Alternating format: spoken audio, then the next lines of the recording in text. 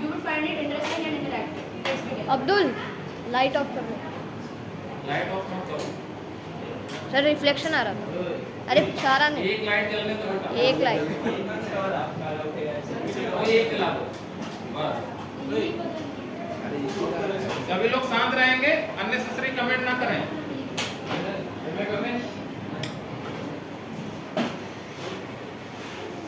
The chapter is heredity. Heredity का मतलब क्या होता है?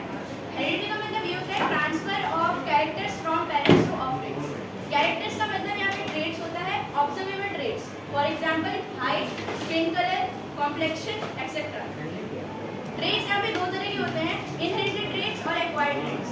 एक्वायर्ड ट्रेट्स वो होते हैं जो ना ही पेरेंट्स से ऑफस्प्रिंग्स में ट्रांसफर होते हैं। ये आपको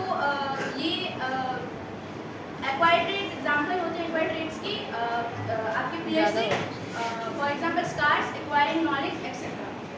इनहेरिटेड्स वो होते हैं जो पेरेंट्स टू ऑफस्प्रिंग्स ट्रांसफर होते हैं और ये आपके इनहेरिटेड होते हैं पेरेंट्स टू ऑफस्प्रिंग्स। पीछे से लाइट आ रही है। दोनों का मतलब सेम ही है। For example height, skin colour, I colour etcetera. इसके बाद आते हैं वेरिएशन पर। वेरिएशन का मतलब होता है एक ही स्पीशीज के अंदर, सेम स्पीशीज के अंदर जब डिफरेंस ऑफ कैरेक्टर्स हो अमंग इंडिविजुअल्स, उसे हम वेरिएशन कहते हैं। एक ही स्पीशीज के अंदर जब डिफरेंट कैरेक्टर्स हो अमंग इंडिविजुअल, उसे हम वेरिएशन कहते हैं। वेरिएशन के रीजंस क्या होते हैं? एक बार वेरिएशन दोबारा बताओ, ये लोग ध्यान से सुने, दोबारा सुनिए। वेरिएशन क्या है? वेरिएशन का मतलब होता है डिफरेंट एक ही स्पीशीज के अंदर डिफरेंट कैरेक्टर्स होना, डिफरेंट ट्रेट्स होना। ट्रेट्स मैंने बताया था जैसे कि हाइट या स्किन कलर। जैसे हम थोड़ा सा इनको डिफरेंस बताओ, ट्रेड और कैरेक्टर में डिफरेंस क्या है?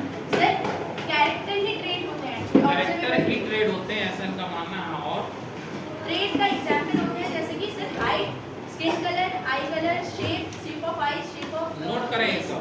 एक्सेट्रा। और सर रीजन वेरिएशन के क्यों होते हैं, क्या होता है रीजन वेरिएशन का? होता है सर सेल डिवीजन के दौरान डीएनए जब कॉपी हो रहा था तो सर वो मिस्टेक हो जाती है उसमें, उसे इसीलिए वेरिएशन होता है। एरर आ जाता है। Yes, sir, कॉपीइंग एरर बोलते हैं। Copying error. Yes. इसके ये वेरिएशन क्यों जरूरी है? वेरिएशन क्यों जरूरी है? क्योंकि ये जो वेरिएशन होते हैं, variation helps an organism to adapt to the changing environment. ये स्टेबिलिटी प्रोवाइड करती है एक ऑर्गेनिज्म या स्पीशीज को आप कहें तो। सेकंड इसका पॉइंट होता है क्यों जरूरी है वेरिएशन? क्योंकि ये इवोल्यूशन के प्रोसेस में हेल्प करता है आपको। क्या आपने अभी जो कुछ भी बताया इसको नोट के रूप में आप बना सकते हैं? Yes, sir. बनाइए। सभी बच्चे अपने नोटबुक में लिखेंगे, प्रेजेंटेशन डाल दीजिए और इनका नाम डाल दीजिए जो भी प्रेजेंट कर रहा है, टॉपिक डाल दीजिए और जो ये इंपॉर्टेंट नोट लिखा रहे हैं उसको लिखना है। स्पेशली कैरेक्टर और ट्रेड का डिफरेंसेस बताइए और कुछ एग्जांपल बताइए नोट्स में। और वेरिएशन क्यों इम्पोर्टेंट है वो थोड़ा सा बताना है। Abdul, bullet point. ओए अब्दुल, ये वाला लाइट ऑन कर दे और पीछे वाला लाइट बंद कर दे।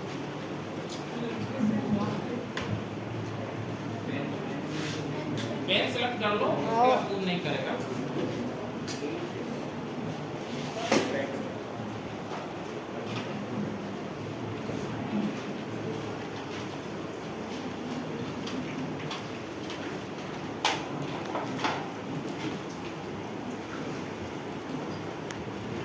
हेरिडिटी के लिए इंपॉर्टेंट पॉइंट ये लिख रही हैं, ट्रांसफर ऑफ कैरेक्टर पेरेंट्स से बच्चों में जाते हैं, ट्रांसफर होते हैं, कुछ कैरेक्टर हैं जिनसे आइडेंटिफाई होते हैं कि यही आपके पेरेंट्स हैं और यही हमारा बच्चा है।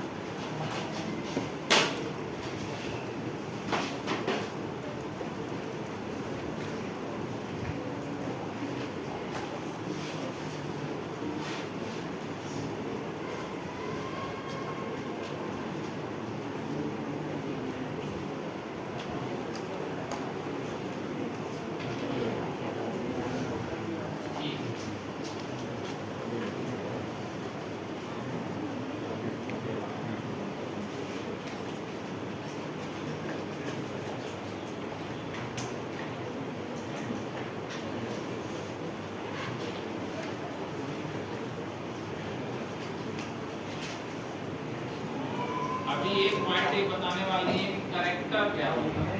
कैरेक्टर हम लोग किसको बोलेंगे? वो वाला कैरेक्टर नहीं, तेरा कैरेक्टर खराब है, मेरा कैरेक्टर, यहाँ वो वाला कैरेक्टर नहीं। यहाँ तो सेट ऑफ प्रॉपर्टी है जिसको हम लोग कैरेक्टर बोलते हैं।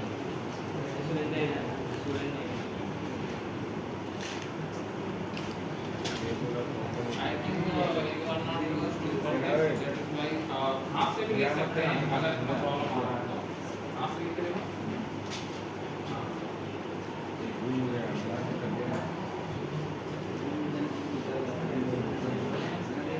तो ट्रेड कैरेक्टर में क्या आता है, वो ट्रेड आते हैं जो ऑब्जर्वेबल है, जिनको हम देख सकते हैं एटलीस्ट। आप लोग अपने फ्रेंड्स में नोटिस करेंगे ये जो ईयर लोग है, किसी का बिल्कुल अटैच है और किसी का बिल्कुल सेपरेट एकदम अलग से लटका हुआ है। तो दीज आर द ट्रेड जो ऑब्जर्वेबल है, ये पेरेंट्स से ऑप्शन में आ रहा है। आप लोग नोटिस करें, सभी लोग चेक करें किसका अटैच्ड है और किसका डिटैच्ड है।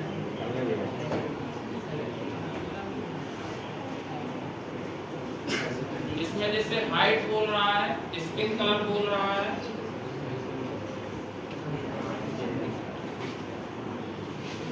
किसी फॉरेनर से शादी कर लीजिएगा तो कलर चेंज हो जाएगा। क्यों बोल रहे हैं? क्योंकि वो हेरिडिटी अलग आ रही है, वो जीन और डीएनए अलग आ रहा है, इसकी वजह से कैरेक्टर ट्रेट अलग ऑब्जर्वेबल डिसाइड हो रहा है। हमारे यहाँ पे एक डॉक्टर थे, उन्होंने आई थिंक जर्मनी की किसी लड़की शादी की थी, लोकल के थे। उनका लड़का जो बच्चा हुआ वो इतना दूध जैसा था, एकदम वाइट, पहचान में नहीं आता था कि वो यहाँ छोटे से टाउन में आ कैसे गया, एकदम अलग आइडेंटिफाइड होता था। एक स्ट्रॉन्ग एग्जाम्पल है ऑब्जर्वेबल कैरेक्टर। आई कलर भी आप लोगों ने नोटिस किया होगा। आई कलर, जैसे आप बोलते हैं कंजी आंखें, blue eyes, snot eyes kind of. ये जो गाने में चलता है यही है, सीरियसली बता रहा हूं, इधर से आता है। क्योंकि जो वेस्टर्न कल्चर है उसमें वो ऑलरेडी ये सब पढ़ के बैठे हुए हैं, तो वो थोड़ा साइंटिफिक बनाने की कोशिश करते हैं। हम लोगों को पता ही नहीं है।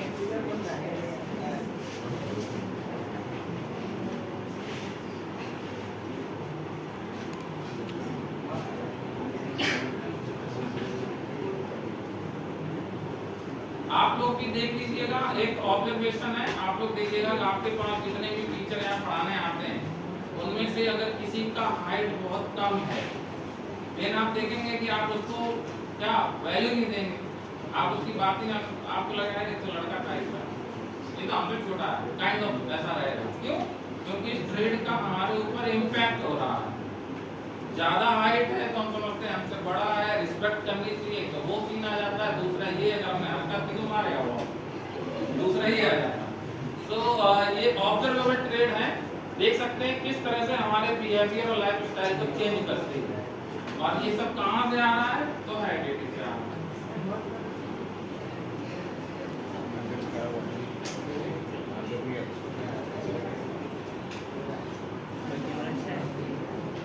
तो रीजन आप वेरिएशन भी आते हैं, ऐसा नहीं है कि तो एकदम पेरेंट्स का ही कैरेक्टर आ जाएगा।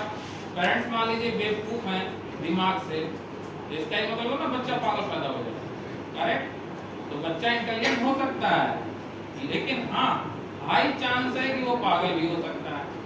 तो ये अगर इंटेलिजेंट बच्चा मान लीजिए पैदा हो जाता है किसी पेरेंट्स का, तो क्यों ऐसा हुआ? क्योंकि उसके कैरेक्टर में वेरिएशन है। वो वेरिएशन कैसे आ रहा है, क्यों आ रहा है, आप समझ रहे वेरिएशन क्यों जरूरी है? अगर वेरिएशन नहीं होगा तो उसकी जनरेशन टू जनरेशन ही पागल पैदा होती है। So that is why the variation is important, yes. और even in not in one generation, it is long term. ठीक है, आपने सुना होगा कि बंदरों की पूंछ हुआ करती है, लेकिन कभी इंसानों की भी हुआ करती थी, आज नहीं होती है। वेरिएशन समय के साथ एक ही से दोनों से नहीं करता जो डिफाइन करता था। तो ये कई एग्जांपल है जिनके बारे में हम लोग सोच सकते हैं कि और वेरिएशन सब ये क्वेश्चन आया हुआ है, इसलिए मैं डिस्कस कर रहा हूँ क्योंकि ये सीबीएसई बोर्ड एग्जाम में क्वेश्चन कई बार आया हुआ है। आपसे क्वेश्चन है, आप लोग दिमाग लगा के बताइए वेरिएशन इम्पोर्टेंट है या नहीं। पहला यस या नो आंसर दीजिए, बताइए वेरिएशन इम्पोर्टेंट है, जरूरी है या नहीं? बोलिए यस। क्यों जरूरी है, क्यों जरूरी है बताओ? सर्वाइबिलिटी के लिए जरूरी है। फॉर एग्जाम्पल क्लाइमेट वार्मिंग हो रहा है, ग्लोबल वार्मिंग हो रहा है, टेम्परेचर बढ़ रहा है और हम सर्वाइव नहीं कर पाएंगे। सपोज करिए यहाँ लोग बताते हैं कि हसीम आरा में इतना पहले गर्मी नहीं पड़ता था, अभी ह्यूमिडिटी का टेम्परेचर बहुत ज़्यादा रहता है। 5 साल पहले ऐसा सीन नहीं था, लेकिन हम लोग यूज टू हो पा रहे हैं। सर्वाइबिलिटी है। नेक्स्ट जनरेशन जब आएगा तो उसके दिमाग में और डीएनए में ये सेट हो जाएगा कि नहीं यहाँ का इतना टेम्परेचर होता है, इसके अकॉर्डिंग ही हमें अपने ब्लड का टेम्परेचर भी रखना है। सो दीज आर सर्वाइबिलिटी है। ये क्यों आया? क्योंकि वेरिएशन से आया। तो अगर वेरिएशन नहीं होंगे तो हम सर्वाइव नहीं कर पाएंगे। अगर मान लीजिए कि हम 10 डिग्री पर ही सर्वाइव करते हैं, अचानक से टेम्परेचर 30 डिग्री हो जाता है, क्या हम सर्वाइव करेंगे?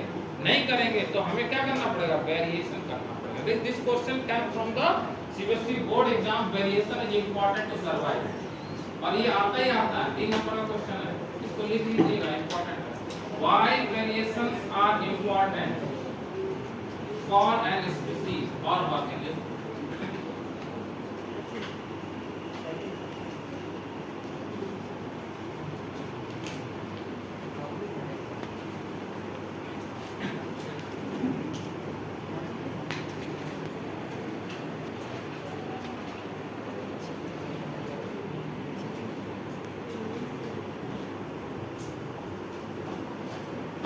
तो एक पॉपुलेशन के स्टेबल होने में, एक स्पीशीज के स्टेबल होने में और एक ऑर्गेनिज्म के स्टेबल होने में वेरिएशन इंपॉर्टेंट है।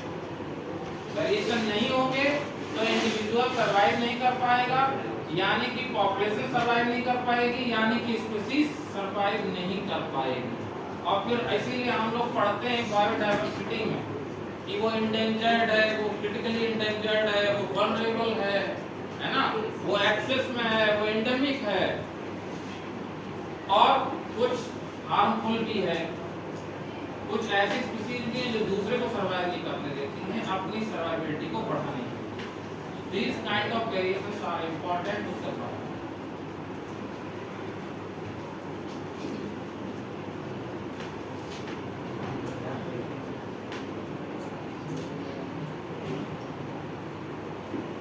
थोड़ा सा फास्ट लिखें।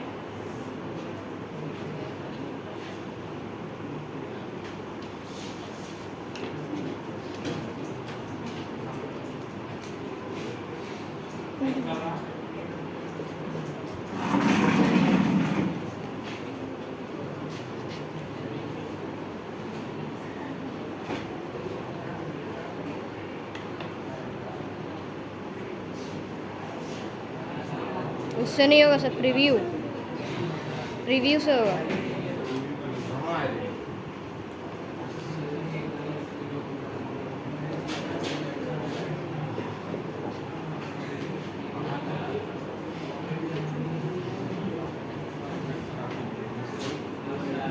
हैंग कर रहा है ऐसा लग रहा है, पूरा कमांड नहीं ले पा रहा हूं।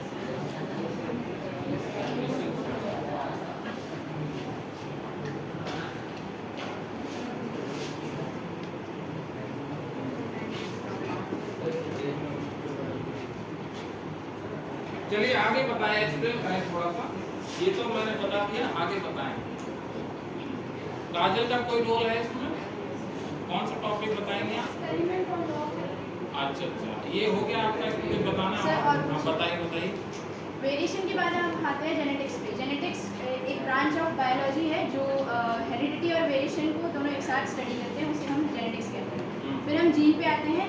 जीन एक पार्ट होता है डीएनए का, एक सेगमेंट या पार्ट होता है डीएनए का जो एक स्पेसिफिक कैरेक्टर की इंफॉर्मेशन कैरी करता है, उसे हम जीन कहते हैं। For example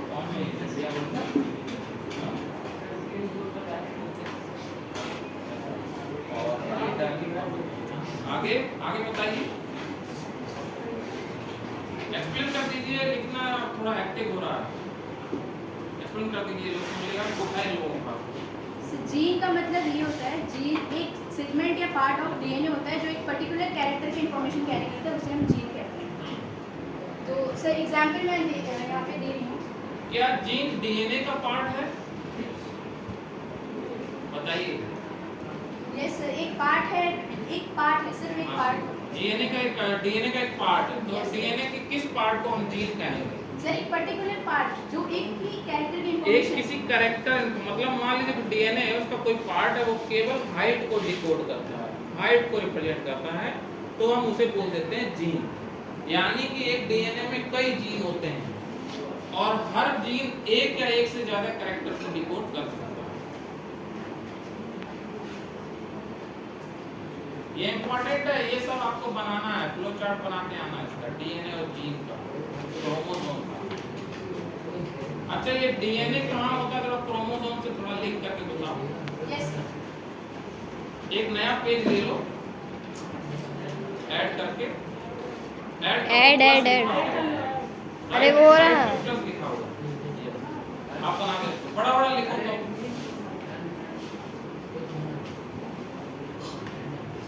sir chromosome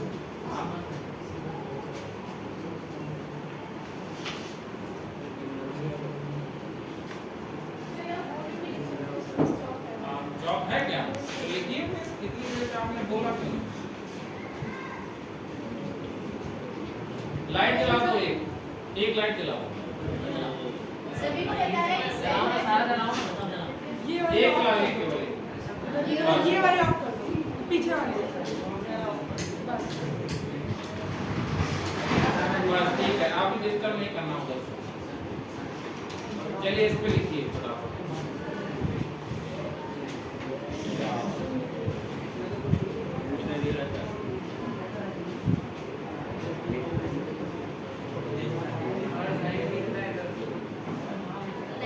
sir chromosome सभी को पता है लाइट सर। बढ़ाने पे दिखेगा, सारी लाइट ऑन कर दो। नहीं दिखेगा, दिखेगा।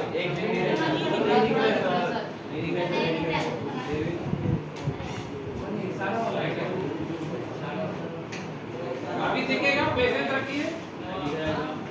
अभी बोर्ड नया है इसलिए नहीं दिख रहा।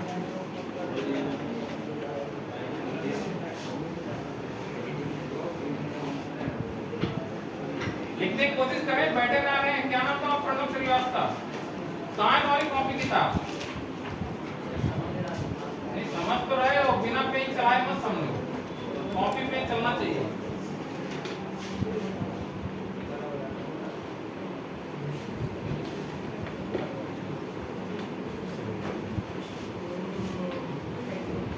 तो क्रोमोसोम क्या है? Condensed form and coiled form DNA का।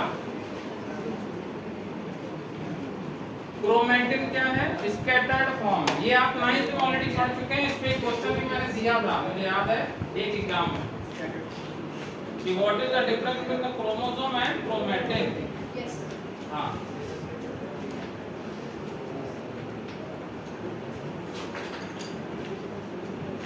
तो पहले क्रोमेटिन बनता है कि क्रोमोसोम बनता है? सर फर्स्ट क्रोमैटिन फिर क्रोमोसोम बनता है sir. Okay, sir diploid cell की बात करते हैं। हाँ। डिप्लॉयड सेल में सर टोटल हमारी ह्यूमन बॉडी में जितने भी सेल्स हैं एक्सेप्ट गैमेट सेल्स, सब में से 46 क्रोमोसोम्स होते हैं टोटल। हाँ, ये ध्यान रखिएगा, ये सब ध्यान से लिखना है आपको। साहेब दोनों हाथ आगे रखो, ऑटो में थोड़ी बैठे हो तुम। अभी तक इसका हाथ आगे नहीं गया है, हाथ बताओ उसका आगे कर, सही से बैठ। कैसे बैठा हुआ है? आगे देख, बोल।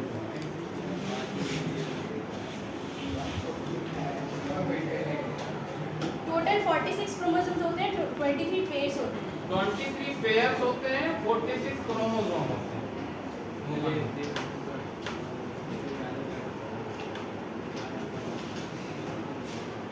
तो क्या ये 23 पेयर सेम होते हैं? Yes sir.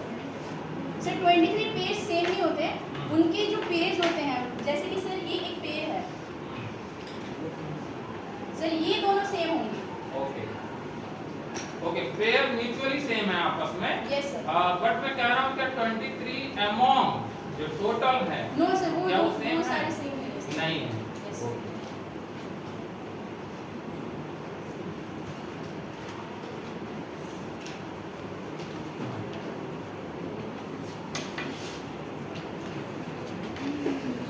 क्रोमोसोम क्रोमैटिन होंगे सर। हाँ,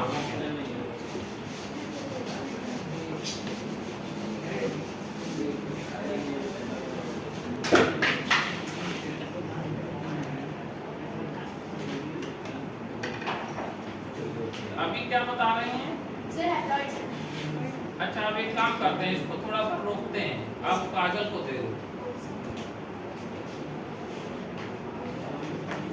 तो एक साइंटिस्ट थे, उन्होंने पी प्लांट पे एक्सपेरिमेंट किया था। हाँ उन्होंने पी प्लांट ध्यान रखना, एक साइंटिस्ट थे जिन्होंने पी प्लांट पे एक्सपेरिमेंट किया, उन साइंटिस्ट का नाम बताओ, आता है एसबीएससी उस में। साइंटिस्ट का नाम था ग्रीगोर मेंडेल। उन्होंने पी क्या नाम था?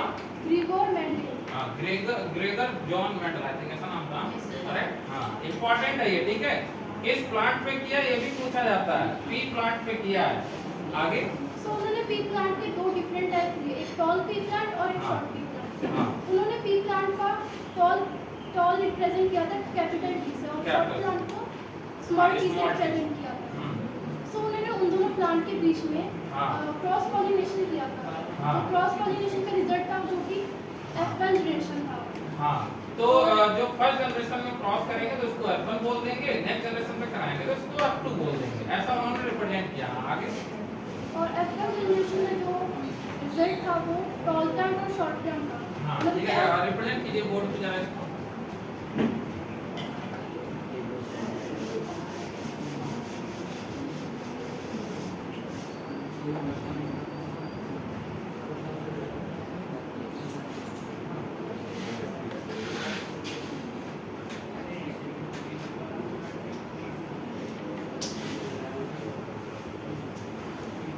Tall plant represented by capital T, a small plant represented by small t.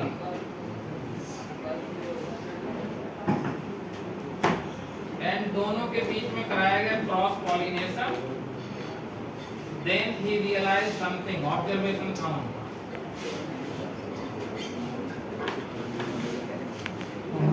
जब उन्होंने क्रॉस पॉलिनेशन कराया था तो सारे प्लांट का रिजल्ट था कि सारे प्लांट टॉल थे। सरप्राइजिंग है कि उन्होंने किया तो सारे टॉल आ रहे हैं, शॉर्ट क्यों नहीं आ रहा। ठीक है, रिप्रेजेंट करो जरा इसको एरो एरो से, कैसे करते हैं।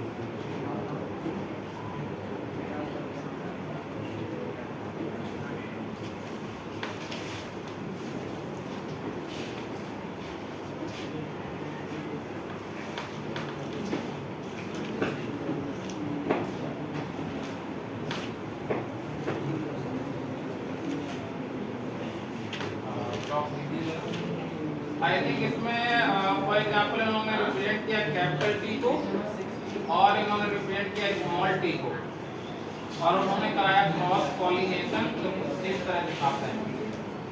तो अगर क्रॉस पॉलिनेशन कराया तो दोनों के कैरेक्टर आने चाहिए, दोनों के कैरेक्टर आएंगे तो उन्होंने रिप्रेजेंट किया टी और स्मॉल टी एक साथ।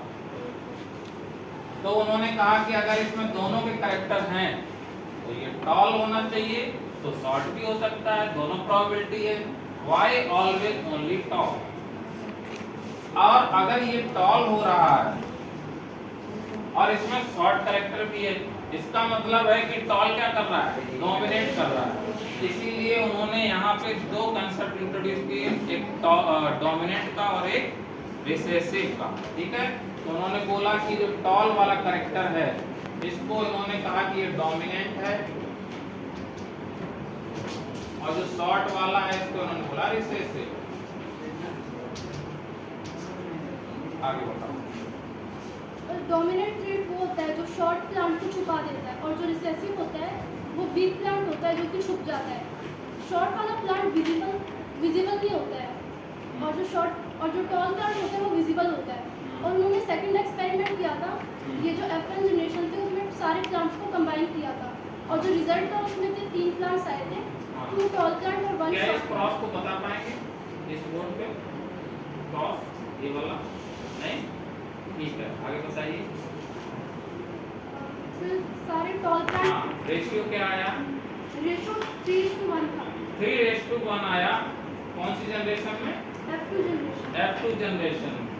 F2 3:1 का मतलब है कि 4 में से 3 प्लांट कैसे रहे होंगे, कैसे रहे होंगे, टॉल रहे होंगे, और एक शॉर्ट था।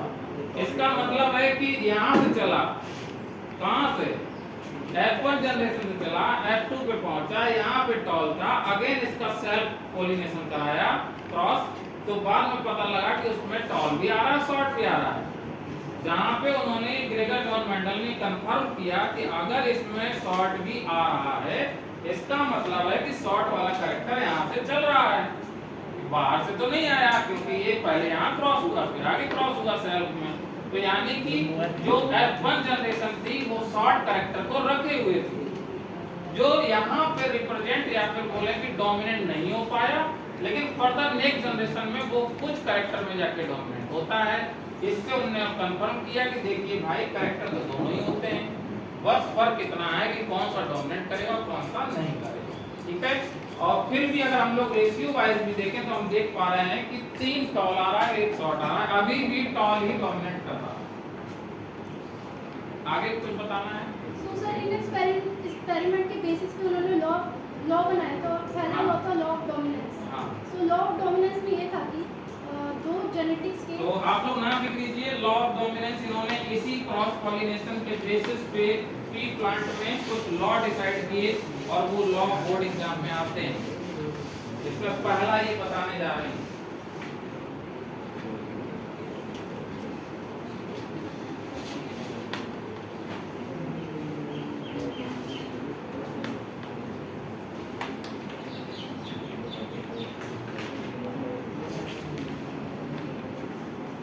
तो कहने का मतलब कि अगर हम इसी जनरेशन का सेल्फ स्टॉक है आपके पास, अगर हम इसका फर्दर क्रॉस कराते हैं, सपोज करो हम इसी से करा देते हैं सेल्फ में, तो ऑब्वियसली इसके 2 केसेस बन सकते हैं, 4 बन सकते हैं। कैसे? इसका अगर टॉल कैरेक्टर आए तो इसका भी टॉल आएगा, इसका टॉल आए बट इसका शॉर्ट आ जाए, इसका शॉर्ट आए और इसका टॉल आ जाए, या फिर दोनों शॉर्ट शॉर्ट आ जाए। तो ये 4 केसेस बनते हैं। अब उन्होंने कंक्लूड किया कि अगर टॉल और शॉर्ट एक साथ आ रहे हैं तो टॉल ही क्या करेगा? डोमिनेट करेगा। ये उन्होंने कंसेप्ट से रख दिया। तो ये हमारा हो गया टॉल, ये भी हमारा हो गया टॉल, और ये भी हमारा हो गया टॉल। इसमें दोनों ही शॉर्ट है तो ये वाला हो गया शॉर्ट। तो इससे हम समझ में आ रहा है 1 2 3 और ये 1, यानी रेशियो आ रहा है 3:1। ये उन्होंने बताया। आगे बताओ।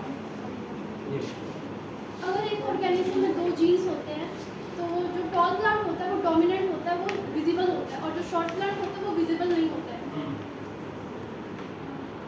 और इन्होंने दूसरे लॉ में ये कहा था कि लॉ ऑफ सेग्रेगेशन, अगर 2 एलीज होते हैं उनमें, क्या तुम एली बता पाओगे?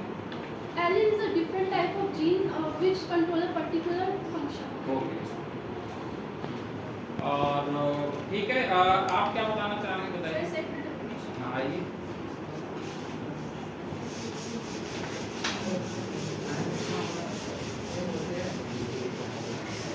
बांधे की मुझे खराब सिर्फ स्मार्टनेस के लिए बांधे थे, पर्पल ही बदल दिया है।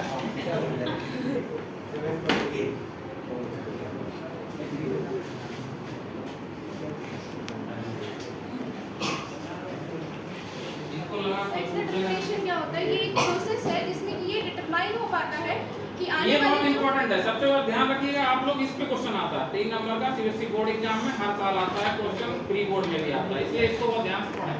आप बताइए। सेक्स डिटरमिनेशन एक ऐसा प्रोसेस है जिसमें कि ये डिटरमाइन हो पाता है कि आने वाली जो जनरेशन है या आने वाला जो बच्चा है उसका जेंडर क्या होगा या उसका सेक्स क्या होगा।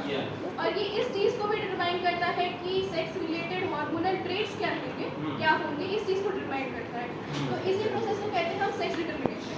अब हम इसमें पहली चीज जो पढ़ते हैं सेक्सुअल रिप्रोडक्शन के बारे में।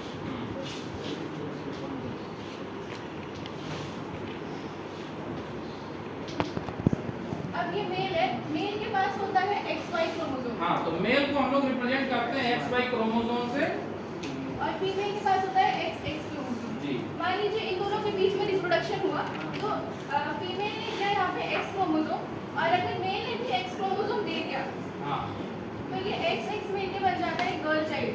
ओके। नेक्स्ट। और अगर फीमेल ने यहाँ पे X क्रोमोसोम दिया और मेल ने यहाँ Y क्रोमोसोम दे दिया तो ये मिलके बन जाता है एक बॉय चाइल्ड। इसके बाद हम पढ़ते हैं ऑटोसोम्स और सेक्स क्रोमोसोम्स के बारे में। ऑटोसोम्स यानी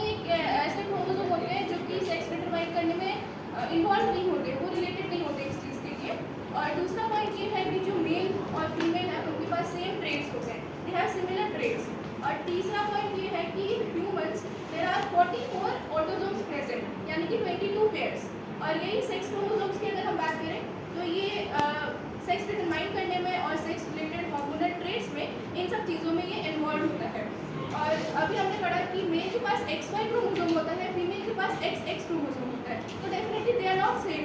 तो मेल और फीमेल्स के पास सेम तरह के ट्रेट्स नहीं होते हैं, दे हैव डिसिमिलर ट्रेट्स। और तीसरा पॉइंट ये है सर कि सेक्स क्रोमोसोम मतलब हमारे ह्यूमन बॉडी में सेक्स क्रोमोसोम का सिर्फ एक ही पेयर होता है, XX और XY, फीमेल में XY और मेल में। इसका मतलब है टोटल 46 और टोटल 23 पेयर होते हैं, जिसमें ये बोल रहे हैं हमारे पास एक ही है, इसका मतलब 22 सेम है, सही है। यानी 22 पेयर सेम है और एक पेयर में केवल वेरिएशन है, और यही वेरिएशन मेल और फीमेल को प्रोड्यूस करने में डिसाइडिंग फैक्टर है। ठीक है, आगे बताओ। सर इस टॉपिक में इतना ही था, ऑटोसोम और सेक्स क्रोमोसोम। अच्छा, अभी ये बताओ, इसमें एक इम्पोर्टेंट क्वेश्चन है कि हमारे इंडियन सोसाइटी में फीमेल को जिम्मेदार ठहराते हैं कि कंटिन्यूअसली जो बर्थ हो रहा है बच्चे का वो लड़कियां ही हो रही हैं, लड़का नहीं हो इसके रहा। जिम्मेदार फीमेल्स नहीं होती हैं, हाँ, ये मेल समझो। नहीं होते हैं। इसके जिम्मेदार होते हैं मेल, क्योंकि फीमेल्स के पास तो सेम ही क्रोमोसोम है। हाँ। ये वाला X दे या ये वाला X दे, एक ही बात है। मेल अगर X देते हैं तो होगी कल्चर, हाँ। और अगर तो अगर किसी मेल में मान लीजिए Y क्रोमोसोम का परसेंटेज थोड़ा सा कम है और वो कंट्रीब्यूट नहीं कर पा रहा है, तो कंटिन्यूअसली गर्ल चाइल्ड ही होगा, और हम लोग ब्लेम लगाते रहते हैं इसको। सास भी बोलती हैं बहू से, और नानी भी बोलेगी तो बिटिया से, कोई बात नहीं करता है मेल। इसलिए फीमेल्स जिम्मेदारी होती है। अच्छा, अब एक और स्ट्रॉन्ग एक क्वेश्चन है फाइनल, क्या प्रेजेंट टाइम में कोई स्टडी ऐसा बता रही है कि Y क्रोमोसोम घटा? यस नो आंसर देना। सर, हाँ सर। ठीक है, तो आपका प्रेजेंटेशन यहाँ पे एंड हो गया। ठीक है, कोई भी डाउट है तो आप लोग पूछ सकते हैं इन 3 लोगों से। बोलो फटाफट, बॉयज और गर्ल्स में। If you have any doubt whatever they have told you, बताओ। है कोई डाउट गर्ल्स में, बॉयज में? नो डाउट, बोलो। सेक्स क्रोमोसोम्स नहीं होना। हाँ लिखवाइए, सोच लीजिए कोई अगर डाउट आ रहा है तो, जो भी आपने अभी पढ़ा इससे रिलेटेड।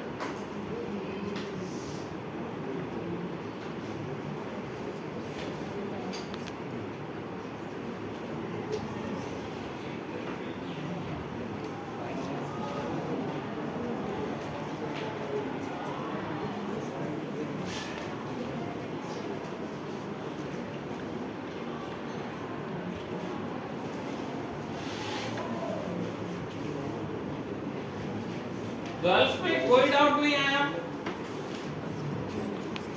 टीम बन गई है, गर्ल्स की तरफ से नहीं पूछा जाएगा। बॉयज में कोई डाउट नहीं आया, फुल सपोर्ट है। हाँ, नो डिफेंसिव मैकेनिज्म, सबका टर्न आएगा फिर लोग पूछेंगे।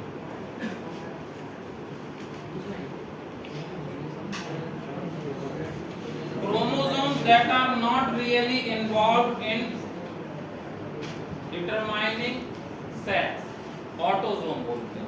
मतलब 22 को ऑटोसोम कह सकते हैं, 22 जो है वो ऑटोसोम में आएंगे और एक हमारा सेक्स क्रोमोसोम में आएगा। ठीक है,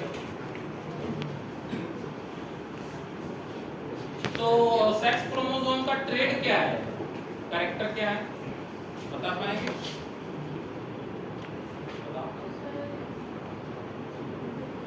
एक क्रोमोसोम है तो उसका कोई ट्रेड भी होगा, कैरेक्टर भी होगा, कुछ डिसाइड करता होगा।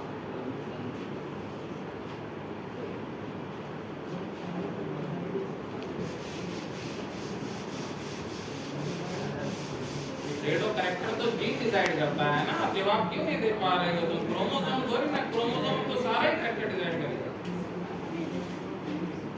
जीन अगर आप पूछते तब आप बोलते डिसाइड कर सकते।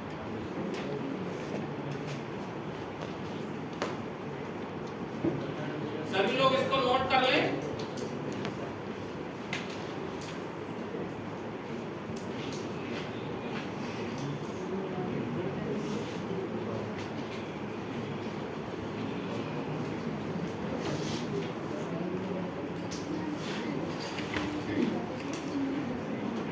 उसका रीजन ये था कि उसके जो कैरेक्टर थे, जो ट्रेड थे, वो इजीली ऑब्जर्वेबल थे।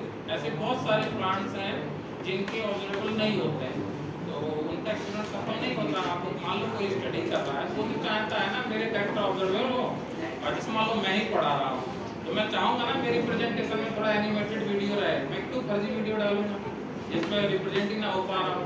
वैसे ही उन्होंने किया, उन्होंने रिसर्च कर रहे थे, उन्होंने कहा हम करेंगे प्री प्लान क्योंकि रिजल्ट तो सेम ही आना है, बट हमें इजीली ऑब्जर्वेबिलिटी होना चाहिए। उस टाइम पे तो इतना प्रेजेंटेशन का भी वो नहीं था, हम ए सिखा नहीं पाते। पागल है, मत कर।